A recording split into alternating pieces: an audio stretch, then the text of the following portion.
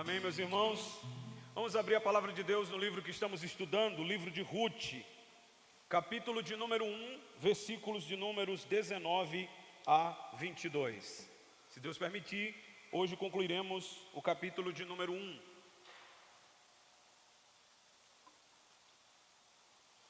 Livro de Ruth, capítulo de número 1, versículos de números 19 a 21. O livro de Ruth fica depois do livro de Juízes e antes de 1 Samuel. Quem achou, diga amém. Está escrito assim: então ambas se foram até que chegaram a Belém. Sucedeu que, ao chegarem ali, toda a cidade se comoveu por causa delas. E as mulheres diziam: não é esta Noemi? Porém ela lhes dizia: não me chameis Noemi, chamai-me Mara, porque grande amargura me tem dado o Todo-Poderoso. Ditosa eu parti, porém o Senhor me fez voltar pobre.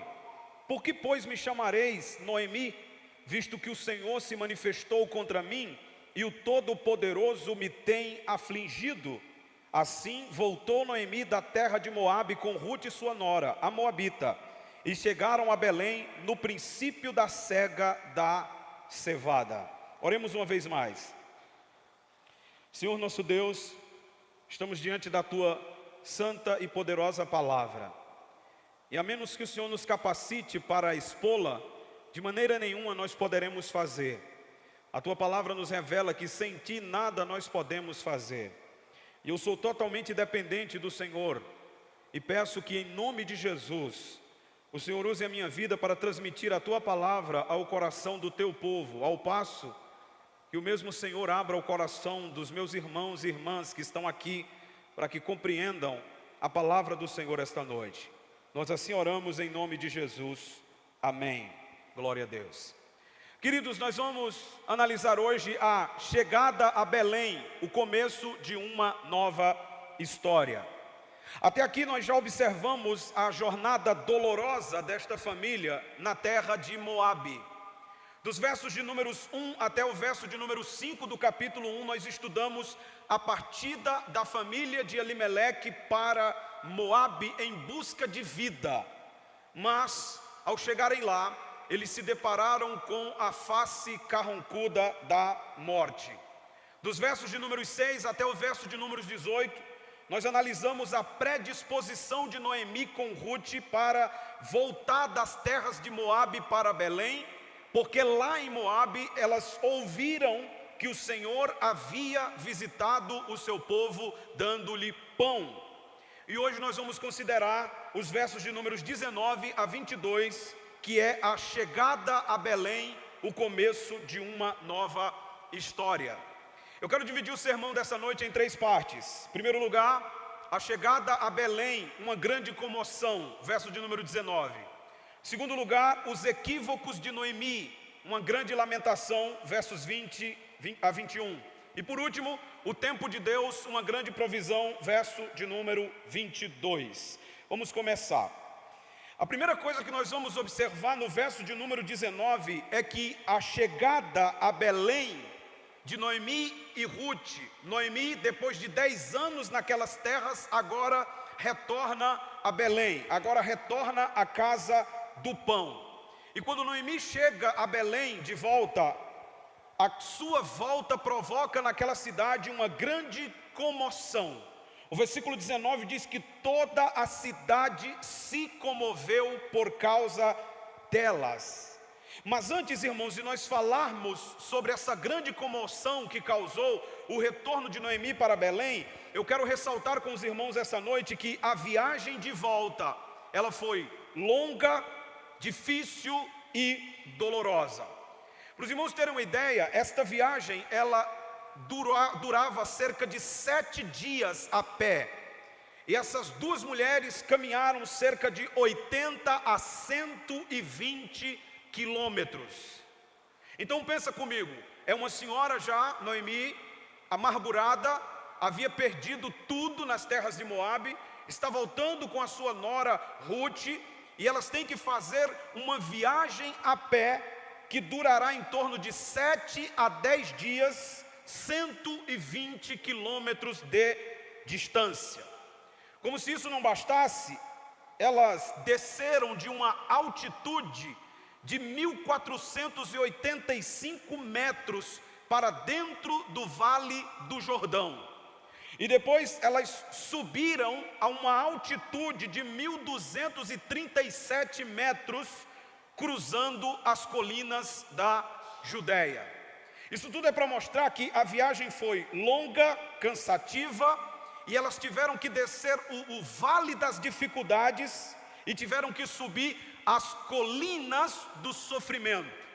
A primeira lição que nós aprendemos aqui introdutoriamente é que o retorno, a volta, exigirá tudo de nós. Voltar não é fácil.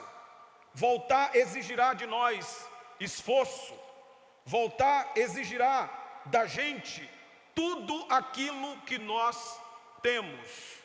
Noemi diz aqui no texto, nós vamos chegar lá: ditosa eu parti, cheia eu parti, mas agora eu estou voltando vazia. Ela não volta cheia como ela partiu, ela volta vazia das terras de Moabe, ela volta apenas com a roupa do corpo, mas ela volta. E voltar, irmãos, fará nos fazer passar por situações muito parecidas com essas que Noemi e Ruth passaram espiritualmente falando. Voltar nos fará passar pelos vales das dificuldades. Voltar nos fará subir às alturas das colinas do sofrimento. Mas aquele que anda por fé jamais recuará diante das dificuldades. A volta, obviamente, exigiria muito esforço. A volta seria extremamente cansativa. E não pense que voltar será uma tarefa fácil. O recomeço não é apenas para quem deseja. O recomeço é para quem está disposto a pagar o preço do sofrimento. Por que muitos não voltam? Por que muitos abandonam a casa do pão? Por que muitos saem da igreja e vão buscar sobrevivência no mundo, nas terras de Moabe, e nunca mais voltam? Porque voltar é humilhante. Quando nós voltamos, quando nós recomeçamos, o orgulho é esmagado, o orgulho humano é destruído, porque voltar exige arrependimento, confissão e entrega total. E é por isso que muitos não voltam. E é uma coisa interessante, irmãos, o ser humano, quando ele se distancia de Deus, ele perde tudo, mas mantém o orgulho. Vocês já pararam para pensar nisso? A única coisa que não perde é o orgulho. O orgulho permanece. Mas quando ele volta para a presença de Deus, quando nos voltamos inteiramente para Deus, a primeira coisa que é esmagada é o orgulho. Porque o orgulho não serve para nada, a não ser para a nossa própria destruição. Muito bem, vejamos. A chegada de Noemi e Ruth a Belém, verso 19. Então ambas se foram, até que chegaram a Belém. Sucedeu que ao chegarem ali, toda a cidade se comoveu por causa delas. O que significa a palavra comoção? Comoção significa inquietação, agitação, abalo, pena, choque, pesar. Quando de repente Noemi está voltando depois de 10 anos nas terras de Moabe, toda a cidade se reúne ali para ver a volta de Noemi juntamente com Ruth e sua nora, e a cidade sente pena dela, a cidade sente dó dela, a cidade sente pesar dela, e a cidade fica em choque. Por quê? Porque a Noemi que partiu não é mais a mesma Noemi que está voltando. E é exatamente isso que acontece conosco, irmãos, quando nós nos afastamos de Belém, quando nós nos afastamos da casa do pão, quando nós nos afastamos da presença de Deus, quando nós nos distanciamos da graça de Deus, nós somos motivos de pesar, de dó, de pena pelas pessoas que nos amam. E pelas pessoas que nos odeiam, nós somos motivos de escárnio e zombaria. É por isso que voltar é tão difícil. Eu não conheço uma só pessoa que saiu da presença de Deus e voltou totalmente restaurada. Muito pelo contrário. Todos aqueles que saem da presença de Deus, quando voltam, voltam destruídos. Quando voltam, voltam acabados. Quando voltam, voltam de uma maneira a causar dó, a causar pena. Porque o único lugar onde nós somos plenamente edificados é na casa de Deus e na presença de Deus. Por isso que quando Noemi volta, irmãos, ela não é mais a mesma. É interessante porque voltar provocará dois tipos de sentimentos. Sentimento número 1, desprezo. Infelizmente, há no meio do povo de Deus algumas pessoas tão imaturas que elas não sabem receber de volta a ovelha que saiu do redil. Infelizmente, dentro da igreja, há muitas pessoas que olham com desprezo o retorno daqueles que foram embora. E às vezes nem sequer dão atenção àqueles que estão voltando. Charles Spurgeon disse que o problema da ovelha não querer voltar para o rebanho não é o pastor, são as 99 que ficaram no deserto. As pessoas muitas vezes não querem acreditar no recomeço, não querem acreditar na volta, não querem acreditar que aqueles que um dia abandonaram a presença de Deus, se afastaram da presença de Deus, eles podem um dia voltar e ser plenamente restaurados. E a semelhança do irmão do filho pródigo, olham com desprezo e diz: como assim? Fez tudo de errado lá fora e agora que está voltando, vocês dão uma festa para ele? E agora que está voltando, vocês matam um boi para ele? Que história é essa? Essa é a primeira reação. A reação de desprezo, de dúvida, de incredulidade que de fato aquela pessoa está realmente voltando plenamente para a presença de Deus. Mas há uma segunda reação, irmãos: acolhimento. E o acolhimento, se ele não vier por aqueles que fazem parte do rebanho, ou pelos filhos que estão morando na casa do pai, o acolhimento virá pelo pastor das ovelhas, ou pelo pai que está esperando. Porque se o irmão do filho pródigo nos despreza, o pai nos espera de braços abertos. Aleluia! Mas temos que entender que esses dois sentimentos vão estar presentes quando as pessoas decidirem voltar para a presença de Deus. Noemi está totalmente abalada, destruída, amargurada, mas ela voltou para casa. E sabe o que me chama a atenção, irmãos? A volta de Noemi para Belém nos ensina preciosas lições. Número 1, não importa o quão longe você foi, volte para o lugar onde o Pai está te esperando. Não importa o seu estado ou como você se encontra agora, talvez destruído fisicamente e emocionalmente como Noemi estava. Não importa o seu estado, apenas volte. Não importa o que vão falar de você, não importa o que vão pensar sobre você, apenas volte. E eu quero trazer essa lição para crentes essa noite também. Não importa o quão longe você se distanciou da oração, volte a orar. Não importa o quão longe você se distanciou da leitura da palavra de Deus, volte a ler a palavra de Deus todos os dias. Não importa quão longe você foi do seu compromisso com Deus, volte a priorizar a presença de Deus, porque se ninguém quiser te receber de volta, o Pai está esperando você voltar. Volte, apenas volte, sem se preocupar com o que vão falar. É o que acontece aqui.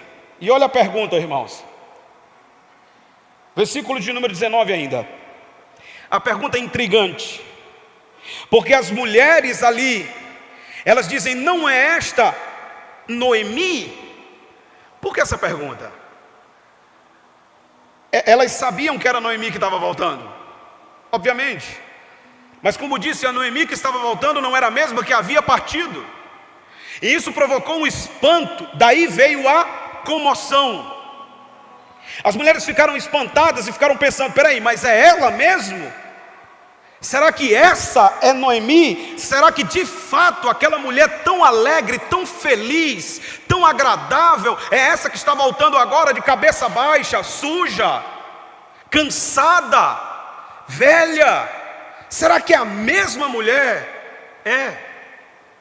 Era a mesma mulher, nos ensinando uma terceira lição: não procure viver feliz longe da presença de Deus, porque não há felicidade onde Deus não está. Ponto 2, os equívocos de Noemi, uma grande lamentação. Olha o verso 20. Porém, ela lhes dizia: não me chameis Noemi, chamai-me Mara, porque grande amargura me tem dado o Todo-Poderoso. Ditosa eu parti, porém o Senhor me fez voltar pobre. Por que, pois, me chamarias Noemi, visto que o Senhor se manifestou contra mim e o Todo-Poderoso me tem afligido? O que vemos aqui, irmãos? Vemos uma Noemi que antes era agradável, agora extremamente amargurada. Vimos uma Noemi que antes era extremamente otimista, agora está extremamente pessimista. E o que nós observamos aqui, nesses 2 versos que acabamos de ler, é que Noemi vive uma crise espiritual. Os irmãos perceberam comigo que ela atribuiu todo o seu sofrimento a Deus. Ela está meio que colocando a culpa em Deus pelos erros que a sua família cometeu. Foram eles que decidiram sair de Belém, sim ou não, irmãos? Sim, foram eles que decidiram ir embora da casa do pão com medo da fome. Foram eles que deixaram de confiar em Deus no tempo da fome.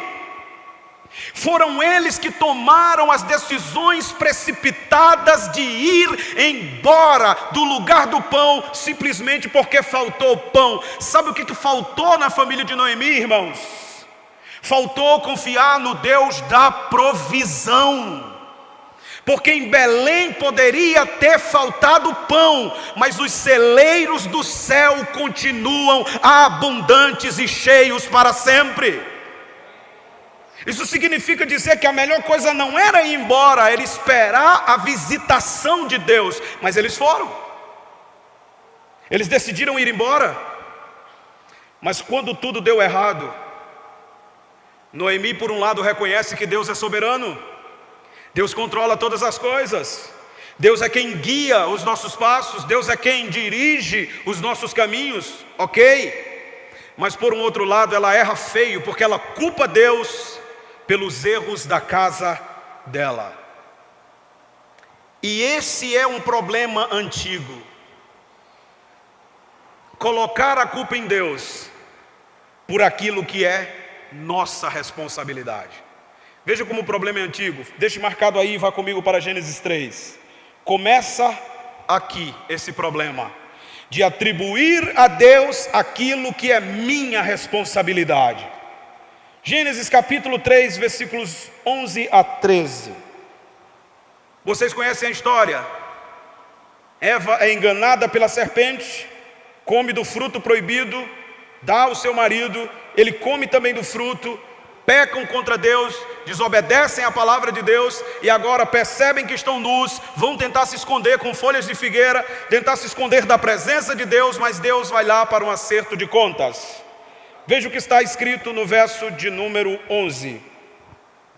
Perguntou-lhe Deus, ao homem obviamente: que te fez saber que estava nu? Comeste da árvore que te ordenei que não comesses? Então disse o homem: a mulher que me destes por esposa, ela me deu da árvore e eu comi. Disse o Senhor Deus à mulher: que é isso que fizeste? Respondeu a mulher: a serpente me enganou e eu comi. Você percebeu que em nenhum momento eles reconhecem os seus pecados? O pecado fora cometido. Eles comeram do fruto proibido, a qual Deus disse: não comam da árvore do conhecimento do bem e do mal, porque no dia que dele comer, vocês morrerão. Disse a Adão, e era a responsabilidade de Adão repassar a ordem de Deus para Eva. Mas eles comeram. E chegou a hora de Deus vir acertar as contas com ele. E naquele momento Deus está dando a oportunidade de Adão se arrepender do seu pecado e de sua esposa também se arrepender do seu pecado, confessando, dizendo: sim, a gente comeu, não era para a gente ter feito isso, Senhor, mas nos perdoe, nos restaura. Estamos aqui para sermos castigados ou perdoados pelo Senhor. Mas não é isso que acontece. Quando Deus pergunta a Adão: comeste do fruto? Quem foi que disse a você que você estava nu? A primeira coisa que ele faz é atribuir a Deus a culpa. Aí você diz: não, irmão, ele atribuiu à mulher a culpa. Não, leia o texto direito. Olha comigo o versículo de número 12. A mulher que tu me destes por esposa, ela me deu do fruto e eu comi. Antes de transferir a responsabilidade para Eva, ele está transferindo a responsabilidade para Deus. Porque nas entrelinhas Adão está dizendo assim: se o Senhor não tivesse me dado essa mulher não teria me dado fruto e eu não teria comido. Ou seja, Senhor Deus, a culpa é sua.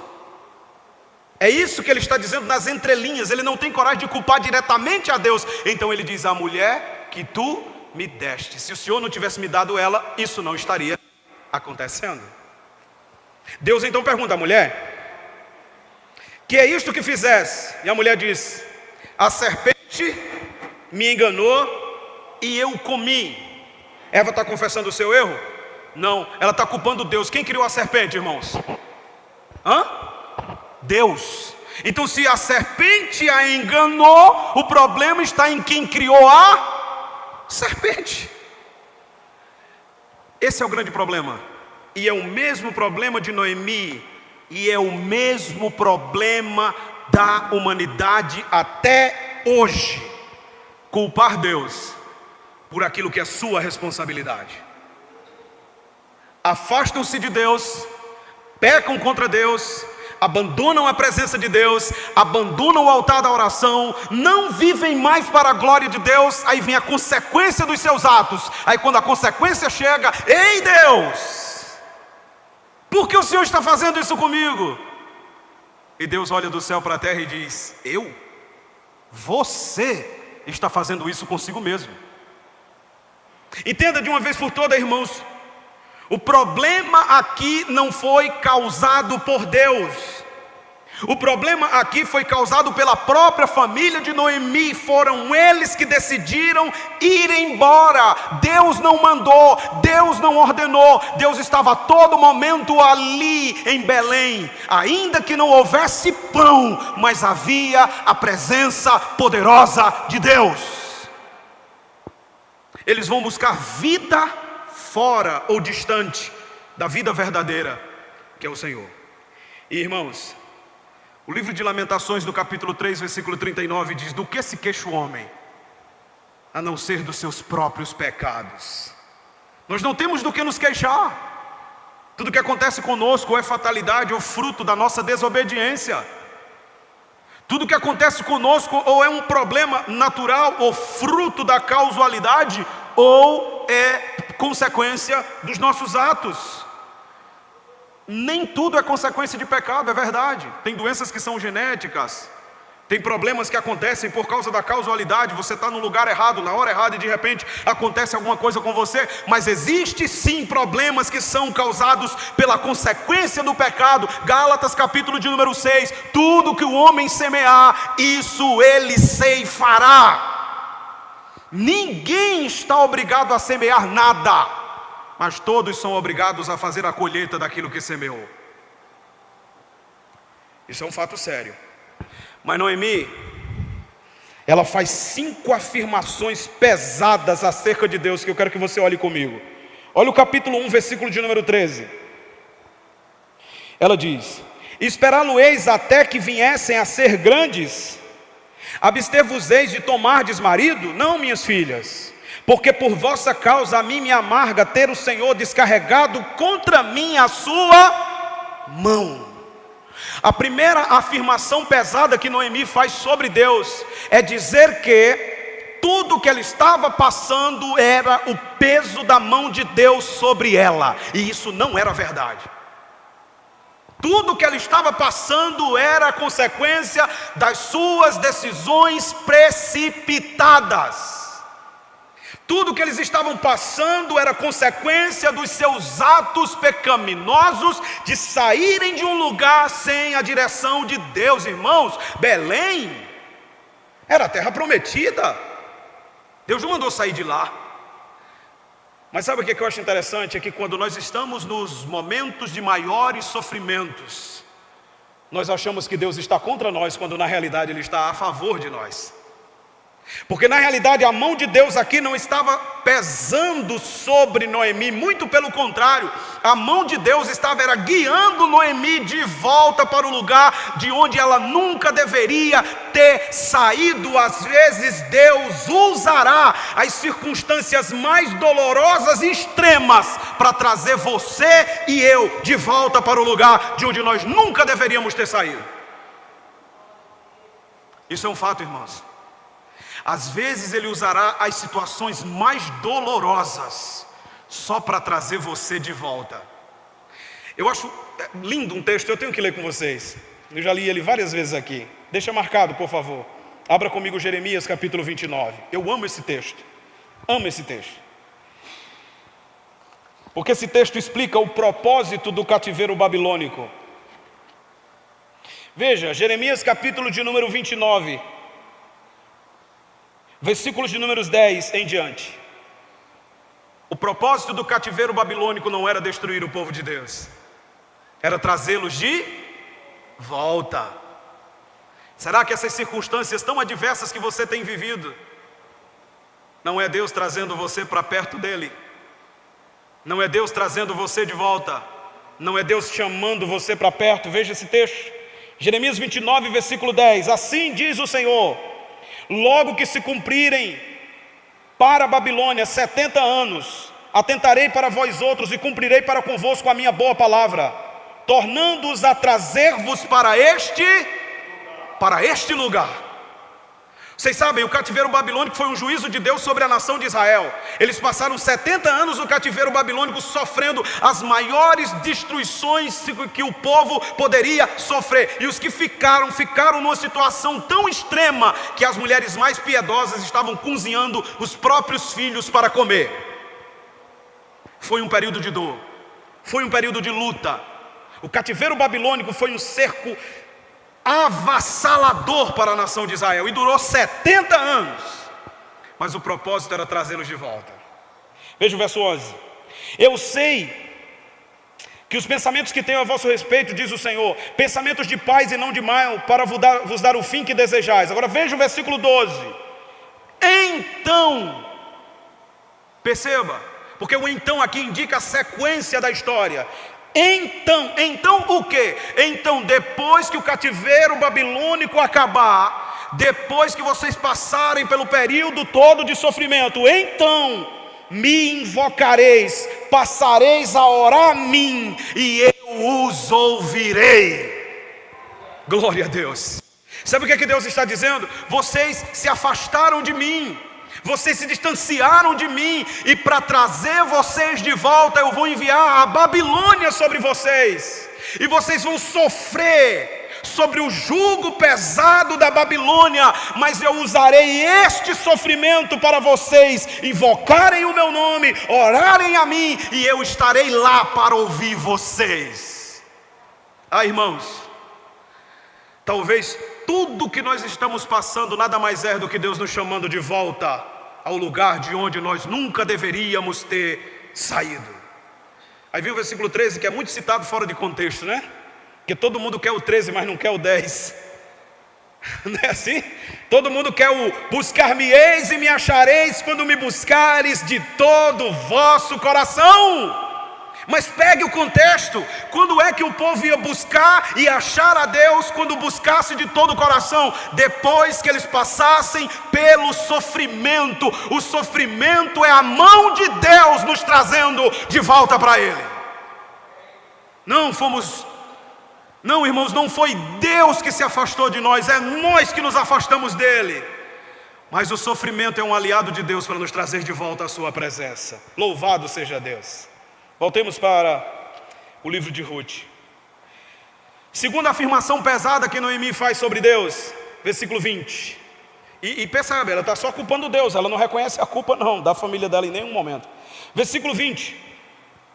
Porém ela lhes dizia: não me chameis Noemi, chamai-me Mara, porque grande amargura me tem dado Todo-Poderoso. Ela faz um trocadilho com o nome dela aqui. Ela diz: não me chamem mais Noemi, significado no hebraico, agradável. Me chamem de Mara, significado, amargura, amargurada, azeda. Sabe o que ela está dizendo? Não me chame mais de uma pessoa doce, agradável. Não. Depois do que eu tenho passado, pode me chamar de amargurada, porque é assim que eu sou hoje. Que terrível, né, irmãos? E o pior, ela diz que foi Deus que fez isso com ela. Eu pergunto a vocês, foi Deus? Não foi.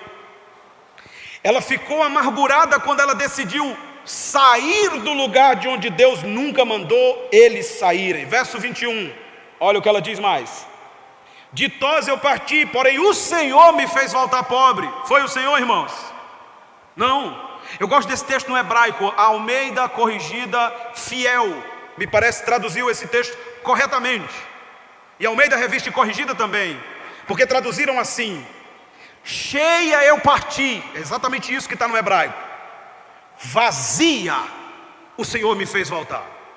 Isso aqui dava um sermão de 2 horas. Você sabe por quê? Porque é sempre assim. Quando nos afastamos da casa do pão, quando nos afastamos de Belém, quando nos afastamos da presença de Deus, a gente sai cheio, mas volta vazio. Quantas pessoas vazias de Deus, irmãos, neste tempo? Quantas pessoas vazias espiritualmente do poder e da presença do Espírito Santo de Deus? Por quê? Porque é isso que acontece quando nós nos afastamos. Nós ficamos vazios, nós ficamos fracos, nós ficamos debilitados espiritualmente, porque o único lugar onde nós estamos plenamente cheios é na presença do Deus Todo-Poderoso. Noemi está vazia de alegria e cheia de amargura. É isso que acontece quando nos distanciamos. Veja o verso 21. Mais uma acusação contra Deus, parte B. Ela diz: o Todo-Poderoso me tem afligido. Ela diz: a causa da minha aflição é Deus. E por último, parte C do verso 21, ela diz: o Todo-Poderoso Senhor se manifestou contra mim. Em nenhum momento ela diz: nós erramos em não termos consultado ao Senhor, nós pecamos em sair da casa do pão, nós falhamos em ir para Moabe. Não, ela atribui tudo a Deus, colocando a culpa do seu sofrimento em Deus, ao invés de reconhecer que tudo que eles estavam passando nada mais era do que as consequências de decisões precipitadas. E eu quero deixar claro essa noite, irmãos, cuidado com as suas decisões precipitadas. Elas podem levar você para lugares terríveis. Elas podem esvaziar você da alegria de Deus. Elas podem matar você e sua família. Há uma comparação que eu quero fazer, e o tempo já está indo embora, mas acho que vai dar tempo de fazer isso e concluir hoje. Noemi é totalmente diferente do seu trisneto. Vocês sabem que Noemi é trisavó de Davi. Mas as atitudes de Noemi aqui é muito diferente das atitudes do seu trisneto lá na frente. Porque Davi também falhou. Davi também errou. Mas quando Davi errou, quando Davi falhou, ele escreve um salmo, salmo de número 51, um salmo conhecidíssimo. E ao invés de fazer que nem sua trisavó, que dizia: Deus tem feito isso, Deus me afligiu, Deus me machucou, Deus me abandonou, Davi, seu trisneto, faz diferente. Ele diz: a culpa é minha, foi eu que pequei, foi eu que errei, mas me perdoa, Senhor. Essa deve ser a nossa atitude, não a atitude de Noemi, mas a atitude de Davi. Salmo 51, verso 1. Compadece-te de mim, ó Deus, segundo a tua benignidade, segundo a multidão das tuas misericórdias. Apaga as minhas transgressões, lava-me completamente da iniquidade, purifica-me do meu pecado, pois eu conheço as minhas transgressões, e o meu pecado está sempre diante de mim. Pequei contra ti somente, fiz o que é mal perante os teus olhos, de maneira que serás tido por justo no teu falar e puro no teu julgar. Eu nasci na iniquidade, e em pecado me concebeu minha mãe. Eis que te comprases na verdade, no íntimo, no recôndito me faz conhecer a sabedoria. Purifica-me com esopo e ficarei limpo, lava-me e ficarei alvo como a neve. Faz-me ouvir o júbilo e a alegria, para que exulte os meus ossos que esmagastes. Esconde o teu rosto dos meus pecados e apaga todas as minhas iniquidades. Cria em mim, ó Deus, um coração puro e renova em mim um espírito inabalável. Não me expulses da tua presença, nem retire de mim o teu Espírito Santo. Diferente da sua trisavó, Davi não culpa Deus. Davi diz: a culpa é minha. Perdoa-me, Senhor. Lava-me, Senhor. Purifica-me, Senhor. Não me lances para fora da tua presença, nem retire de mim o teu Espírito Santo. Irmãos, um coração verdadeiramente arrependido reconhece a sua culpa e pede perdão, ao invés de tentar justificar o seu erro culpando os outros, inclusive Deus. Eu disse aqui no culto passado sobre esta série: não são os outros que têm que examinar se nós precisamos voltar. Somos nós que temos que fazer um autoexame e ver quais são as áreas que nós abandonamos e precisamos voltar.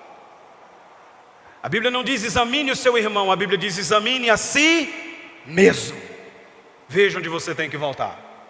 E deixa-me dizer algo aqui essa noite: quando você se preocupa demais com a vida espiritual do outro, você destrói a sua vida espiritual.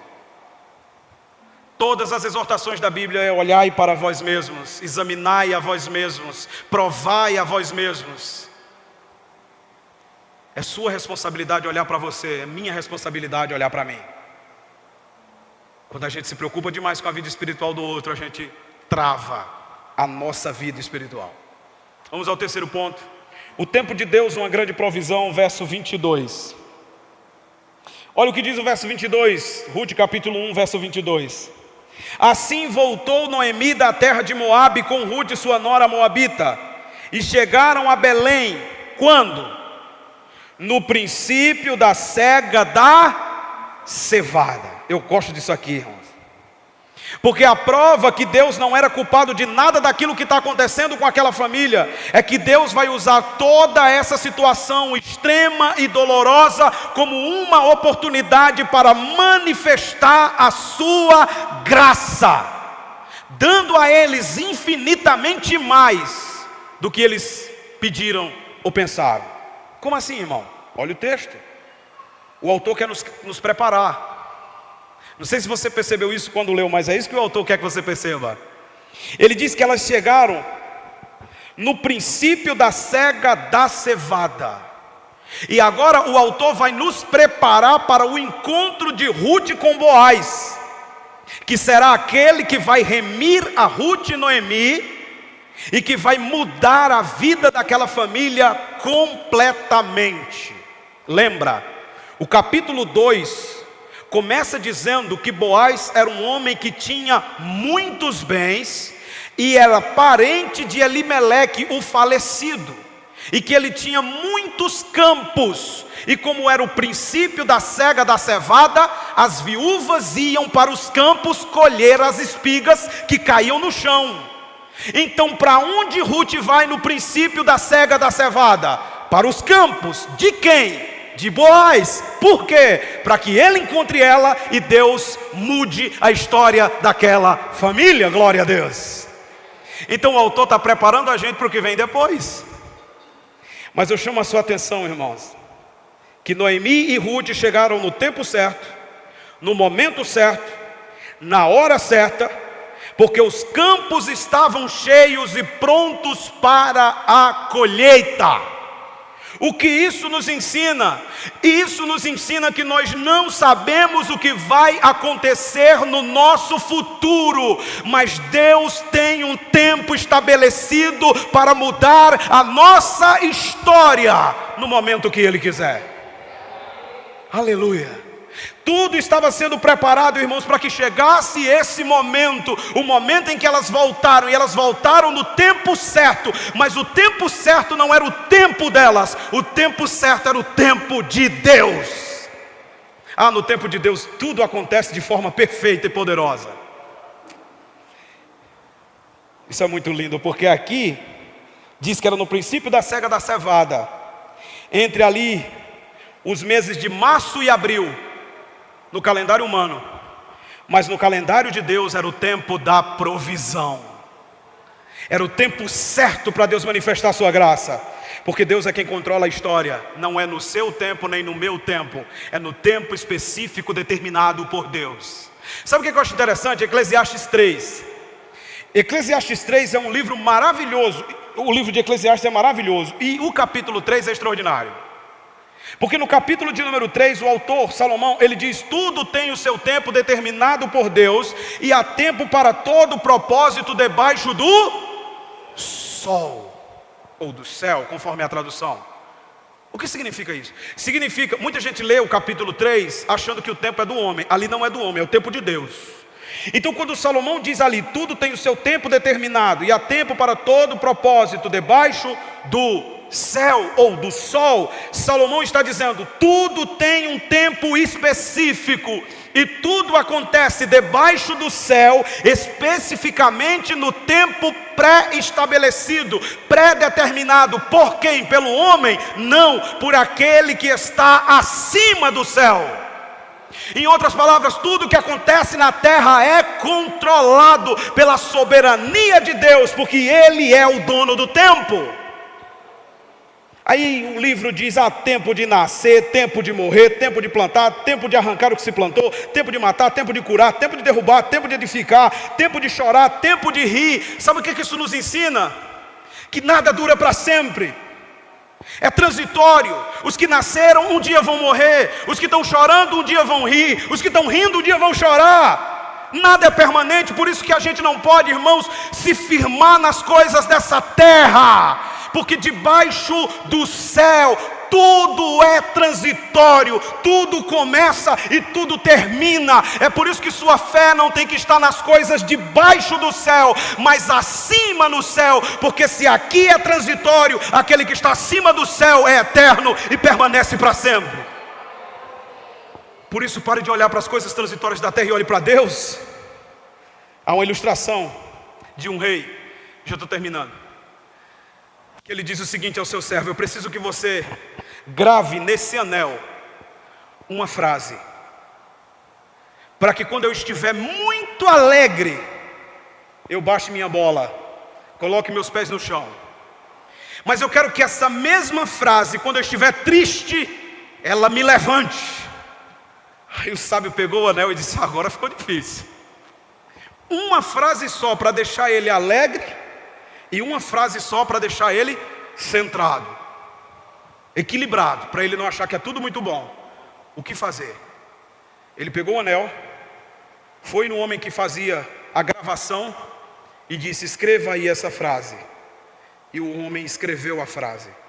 Ele chegou até o rei e disse assim: está aqui o anel, leia a frase. Quando o rei leu a frase, ele começou a rir, porque ele entendeu que a frase realmente fazia jus ao seu pedido. A frase dizia: vai passar. Sabe o que significa?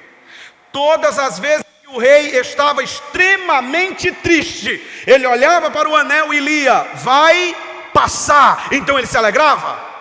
Mas todas as vezes que ele estava muito alegre, esquecendo das pessoas que ele amava, ele olhava para o anel e o anel dizia: vai passar.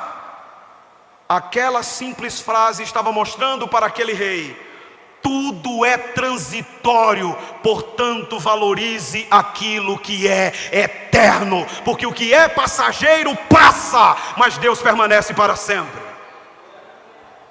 O tempo de Deus é perfeito, irmãos. No tempo de Deus o choro se transforma em alegria. No tempo de Deus as dores são curadas. No tempo de Deus a semente brota e a colheita é extraordinária. E eu quero terminar isso aqui dizendo para vocês o seguinte: o primeiro capítulo de Ruth inicia com partida da família de Noemi para Moabe, tragédias, infortúnios, morte, dor, lutas e perdas. Mas o capítulo 1 termina com um lampejo de esperança, porque o tempo de Deus havia chegado para aquela família, e a partir de agora tudo será diferente. As lágrimas darão lugar aos sorrisos, e o desespero dará lugar à esperança. E não precisa abrir, mas eu quero terminar com Eclesiastes 11, versículo de número 5. Salomão diz no capítulo 11, versículo 5 de Eclesiastes: assim como tu não sabes o caminho que o vento percorre, nem como se formam os ossos no ventre da mulher grávida, assim também não sabes as obras de Deus, que faz todas as coisas. Sabe como é que eu quero terminar isso aqui? Nós não sabemos o que vai acontecer amanhã. Nós não sabemos o que vai acontecer no nosso futuro. Nós não sabemos as coisas mais básicas. Nós não sabemos as coisas comuns. O vento é comum a nós, mas ninguém aqui neste lugar, nenhum sábio do mundo, sabe dizer qual é o caminho do vento. Uma mulher gera dentro de si uma criança, e lá dentro a criança tem ossos, cria olhos, cria cabelo, cria os membros do corpo, mas ninguém sabe explicar como é que aquela criança ela é formada ali dentro, os ossos dela é formado ali dentro, ninguém consegue dizer. Pois se você não sabe dizer, explicar as coisas mais simples da vida, você também não entenderá as obras de Deus. Então descanse, porque você não sabe, mas Deus sabe de todas as coisas. Ele conhece todas as coisas, Ele controla todas as coisas, Ele tem o domínio da história nas suas mãos, Ele controla a tua história e a história da tua família. Mas eu não podia terminar sem dizer isso. A mensagem de Deus hoje para você é: volte enquanto é tempo. É tempo de voltar. Eu não sei para onde você foi, eu não sei o quanto você se distanciou. Desta noite o Espírito Santo está dizendo: volte. Volte enquanto é tempo. Isaías 55, versículos 6 e 7. Buscai o Senhor enquanto se pode achar, invocai-o enquanto está perto. Deixe o homem maligno o seu caminho, deixe o ímpio os seus pensamentos, converta-se ao Senhor, Ele se compadecerá de você e perdoará você, porque Ele é rico em perdoar. E um outro texto que eu quero citar é o Salmo 32, versículo 6. Davi diz: todo aquele que é santo orará a ti, a tempo de poder achar, e mesmo no transbordar de muitas águas, estas a Ele não submergirão. Quando você chegar em casa hoje, dobre o seu joelho antes de dormir e diga: Senhor, eu entendi a palavra, eu quero voltar completamente para Ti.